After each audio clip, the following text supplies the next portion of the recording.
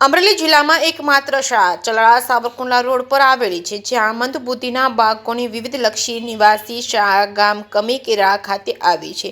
ધારી તાલુકાના કમી ગામે જનકલ્યાણ વિકાસ ટ્રસ્ટની સ્થાપના સને 2015માં કરવામાં આવી હતી. અમરેલી જિલ્લા અને તાલુકા કક્ષાએ એક પણ મંદબુદ્ધિના બાળકોને શિક્ષણ તેમજ તાલીમ આપતી વિશિષ્ટ શાળા એક પણ ન હતી. ત્યારે અમરેલી જિલ્લાના મંદબુદ્ધિના દિવ્યાંગ બાળકોને તાલીમ અને શિક્ષણ માટે ગુજરાત રાજ્યના અન્ય જિલ્લાઓમાં જવું પડતું હતું, જેથી જનકલ્યાણ વિકાસ ટ્રસ્ટ સંચાલિત માનવ સ્મૃતિ મંદબુદ્ધિના બાળકોને વિવિધલક્ષી નિવાસી શાળા દ્વારા ગ્રામ્ય વિસ્તારમાં મંદબુદ્ધિના દિવ્યાંગ બાળકોને ડિજિટલ સ્માર્ટ ટીવી દ્વારા તાલીમ તેમજ સામાજિકકરણ તેમજ સામાન્ય રોજિંદી દૈનિક ક્રિયાની તાલીમ તેમજ યોગા, સંગીત તેમજ આર્ટ એન્ડ ક્રાફ્ટ તેમજ રમતગમત, તહેવારોની ઉજવણી, સ્પીચ થેરાપીની તાલીમ તેમજ ફિઝિયોથેરાપીની તાલીમ દ્વારા મંદબુદ્ધિના બાળકોનો સર્વાંગી વિકાસ થાય તેમજ સ્વાવલંબી બને અને દરેક કાર્ય સ્વતંત્ર રીતે કરી શકે અને સમાજમાં ગૌરવમય જીવનશૈલી જીવી શકે અને ઉમદા હેતુથી મંદબુદ્ધિના બાળકોની નિવાસી શાળા શરૂ કરવામાં આવી. આ સંસ્થામાં 6 થી 18 વર્ષ સુધીના મંદબુદ્ધિના બાળકોને વિનામૂલ્યે પ્રવેશ આપવામાં આવે છે,